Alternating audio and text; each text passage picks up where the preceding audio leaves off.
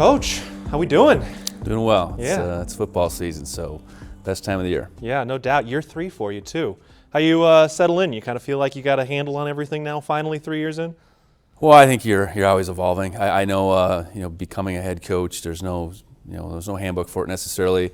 You learn on the go, and I think going into year 3, certainly more comfortable with a lot of the aspects of being a head coach. I think our team is more comfortable with me and our assistants and how we do things. So yeah, feeling really good about where we're at, and it's good to have the season in front of us.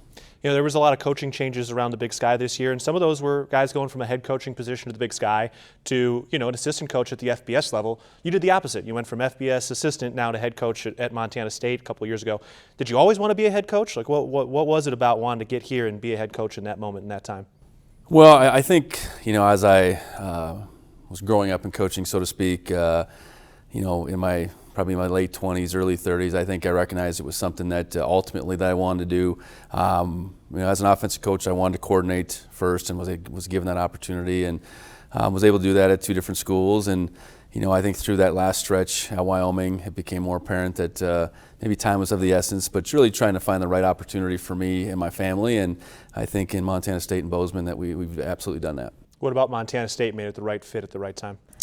Well, I think my experience was at 2 places. One being at the FCS level, and we achieved really high at the last little stretch at NDSU. And then I know being out west in this relative region, having a chance to coach at Wyoming in the Mountain West, recruit this footprint. I think really blended this place really blended those 2 experiences that I had, and obviously Montana State's got a rich tradition, and I was anxious to see what I could do to add to that. Was it hard to kind of take the reins off from the coordinator position? You did so much as an offensive coordinator, making those play calls, designing all that stuff. Was it hard to let your assistants just be assistants when you got here? I always felt like when I would become a head coach that would be something I would do. I saw Coach Bowl do that back in 2003. He came to NDSU. He'd been a long-time defensive coordinator and completely turned that over. And I could see where it was so vital to become just a head coach. There's so many aspects to this job that don't allow you to be just completely invested in the play calling. And some guys do it. Some guys do it quite well. But for me, it was important to be a head coach, hire guys I trusted on both sides of the football, and really let them lead the charge on offense and defense. So how do you handle all the different aspects beyond the field, beyond just the nitty-gritty? How are you a list guy? How do you handle the CEO aspect of being a head coach? Well, I think part of it's routine, especially when you've been through things now going on the 3rd season. You kind of know based on, now, day of the week in the season, what's going on, but more so just what's on tap, particularly that time of year. I'm more Post-it notes, lists, calendars. I'm not super using technology into some of that stuff, but some subtle reminders. But some of it's just the routine of what you do. That time of year is probably what drives me more than anything. You able to keep enough balance? I mean, you're a family man. You got multiple sons, multiple kids. I mean, you keeping enough family balance with it all too? I try to really prioritize that for myself and our staff. Work smarter, not harder necessarily as far as just the time. I think we try to be really efficient with our time, both in season and out of it. Really want to allow guys to plan for their time off. Our schedule year round, can be demanding at times, but there's times we can step away and just want guys to understand when those times are so they can plan and utilize that time to the best of their ability. And you get in the season and you get in that routine, and you understand that there's only so much time you can spend planning where it then becomes unproductive. So really try to dial the guys in as far as that goes, and do the best job we can in as efficient a manner as possible.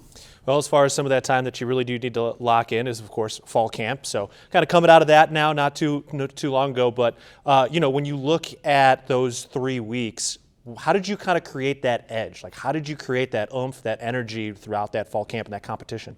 Well, you're trying not to do the same thing every day. Vary the schedule a little bit. In the NCAA forces your hand a little bit as far as padded practices, non-padded practices, everything in between. You can only be in full pads, so you can only tackle so much. But try to set up a schedule that is going to keep the guys on their toes, so to speak.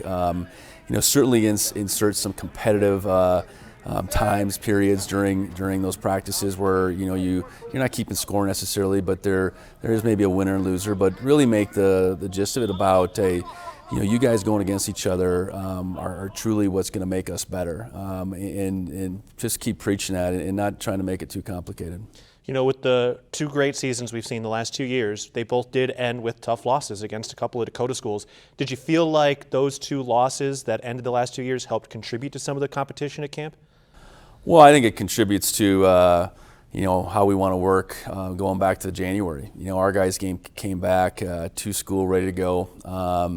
Ready to really commit, and I don't know if they committed any more or less than they would have otherwise, but ready to commit, period. And knowing that we need to get bigger and stronger, we need to become a more physical outfit. I think that's carried us through going all the way back to January into spring ball, through the summer, and then, I think it definitely shows up in fall camp because, we need to raise the bar as far as our physicality, and I think the guys are up to the challenges this fall. All right, let's get into a couple of the really specific battles.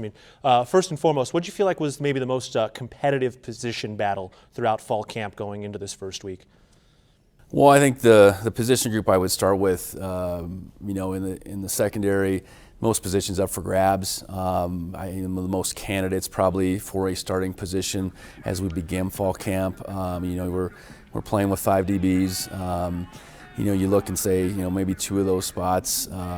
We're sort of locked down, but those guys, I think Simeon Woodard's still a young player, even though he's played as much as he has. Rylan Ort, really played well down the stretch last year, but only had started 5-6 games last year. So that position group really felt like there was a lot up for grabs, and I think there still is, as we head into the season. I think it's a spot where amongst those 5 positions we could play 8-9 guys these first couple games and see how it continues to play out.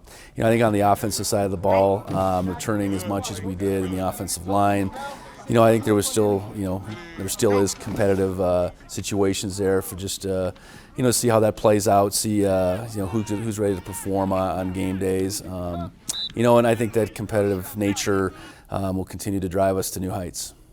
All right, well, we got plenty more to talk about as we get ready for week 1, but first we're going to take a time out and we get the opportunity to debut the Players Lounge. We're going to hear from Tommy Mellott, Sean Chambers, Paul Dennehy, a national championship quarterback, all hosted by Josh Perkins after this timeout on the Bobcat Insider. Welcome back to Bobcat Insider, sponsored by First Interstate Bank. Welcome back to the Bobcat Insider. I'm Keaton Gilogly. We'll be rejoined by head coach Brent Vigen in just a bit, but now we get the opportunity to introduce a new segment we're going to see on the show throughout the year. Welcome to the Players Lounge. This will be hosted at the Rocking R Bar, and Josh Perkins, a Bobcat alumni in his own right, will be hosting this each week. This week, we're going to hear from some quarterbacks, and one of the special things about this Players Lounge is it's going to be both current and former players talking with Perkins each week. And this week, again, the quarterbacks, we're going to hear from Tommy Mellott, Sean Chambers, and Paul Dennehy, who was, of course, the quarterback of the 1976 National Championship team. And a fascinating conversation just about what it takes to be a quarterback at Montana State and at this level. And we're going to hear right now from Josh Perkins and that quarterback crew. Going from high school to college, was it more the physical speed, the part of the game, or was it the playbook? Yeah, no, it's for sure. It was a mental piece for me. Whether that including the playbook, just how detailed college is.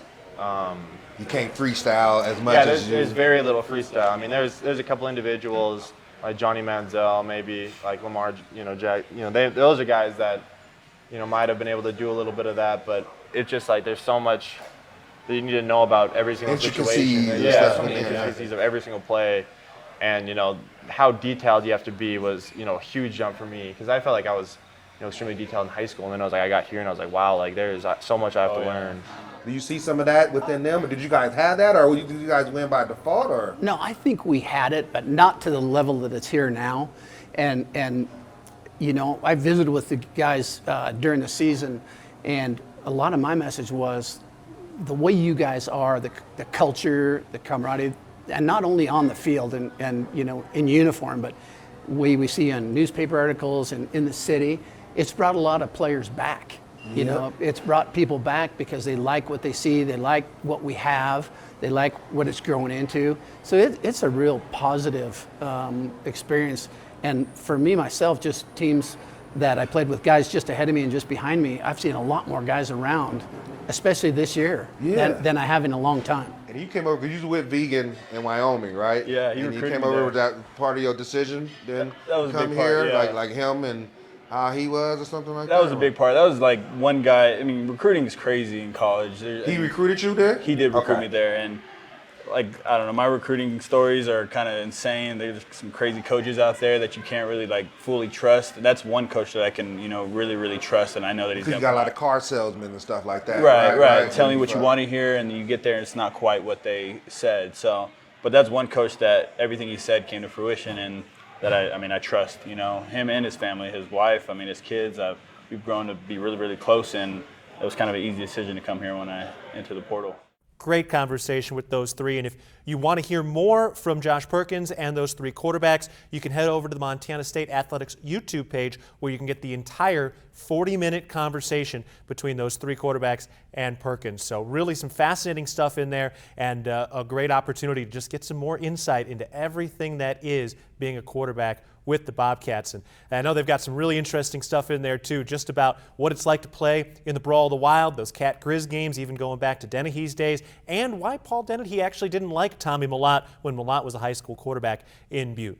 All right, we're going to take a break, but when we get back, we'll be rejoined by head coach Brent Vegan. We're going to find out how he really does build that trust among his recruits, how he incorporates the alumni in today's program, and get you set for Gold Rush coming up on Saturday between Montana State and Utah Tech. More of the Bobcat Insider after this. Welcome back to Bobcat Insider, sponsored by First Interstate Bank. Back at the Bobcat Insider, Keaton Glowley along with head coach Brent Vegan getting ready for week one. Now, we just had an opportunity to watch the Players Lounge and hear from a couple of quarterbacks, Tommy Mellott, Sean Chambers, as well as Paul Dennehy. And Coach, I think one of the things that really stood out was Sean Chambers talking about your recruitment of him while you were at Wyoming and as he was going to Wyoming before the transfer. He talked about trust. How do you develop trust with your players, particularly in the recruiting process? I think you just you try to be as real with them as you can. I think it's about telling them what they need to hear versus what they want to hear, and I know that's tricky in recruiting because most of it's all pats in the back. But just try to be as transparent about what your program's about, what your school's about, who you're about, and I think thinking back to Sean's recruitment, I think we were able to build that over time.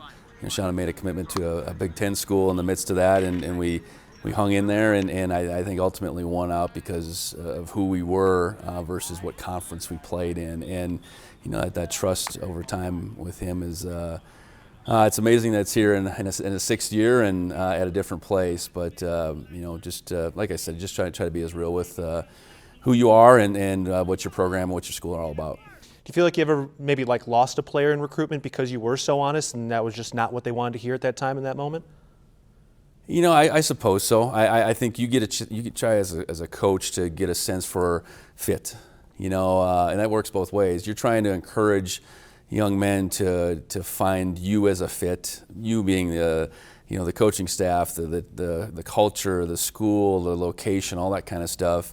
And you're also trying to get a read on how well a kid will fit with you and all those factors. And I think so. Recruiting is about young men. Find the best place for them. And I think if you treat it as that, you're not going to get all the guys that you put a lot of work into, but hopefully at the end of the day you get the right ones that choose you for the right reasons. And I'd say yes, it's worked on both sides of the coin, and ultimately you're really excited about the ones you get, and you wish the ones well that choose other things as far as their decisions go. All right, well, here we go. It's week one, Gold Rush week. Utah Tech's in town. Kickoff is at 6 p.m. at Bobcat Stadium this weekend.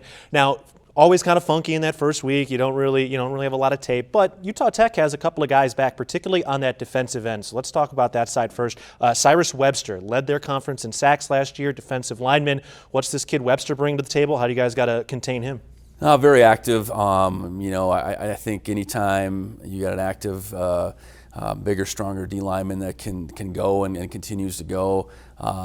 It's something to be content with. You got to contend with both the run and the pass game. And I think just as their season went along, beyond him, they just continued to play a better brand of defense. And it obviously resulted in 3 wins late in the season. They certainly pushed BYU in that final game. And I think they gained confidence, they gained continuity, just how they played offense, defense, and we're going to try to keep it as simple as we can offensively for us, but they definitely have some guys to contend with. Yeah, that's number 3, Cyrus Webster. Also one of their linebackers, number 21, Will Leota. He was a first-team all-conference player for them, back again at the linebacker position. What kind of player is this kid Leota?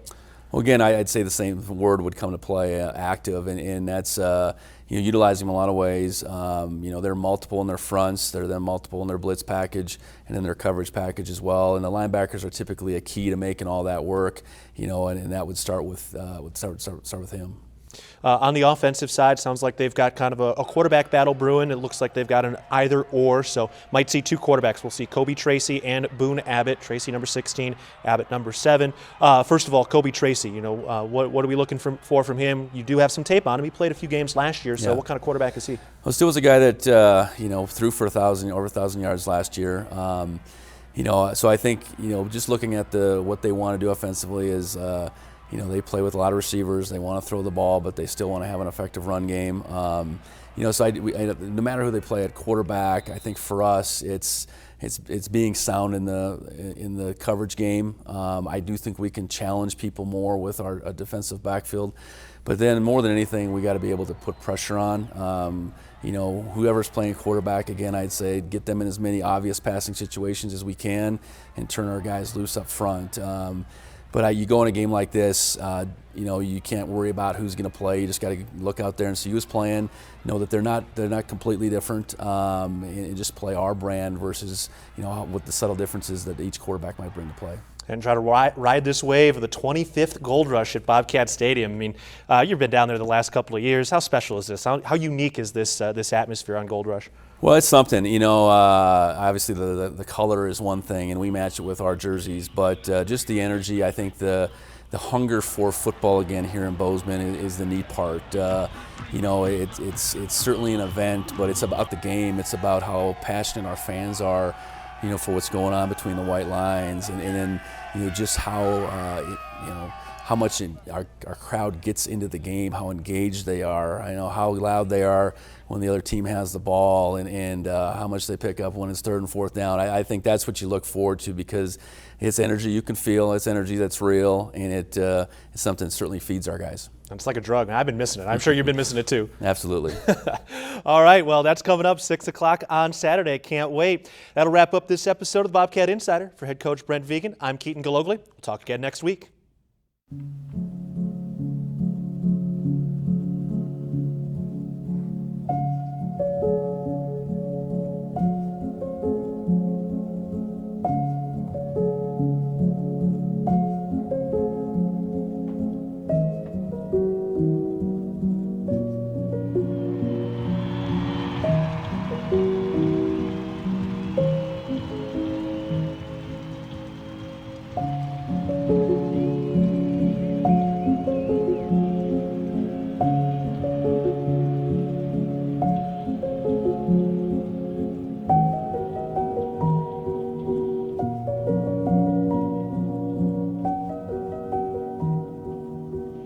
Welcome to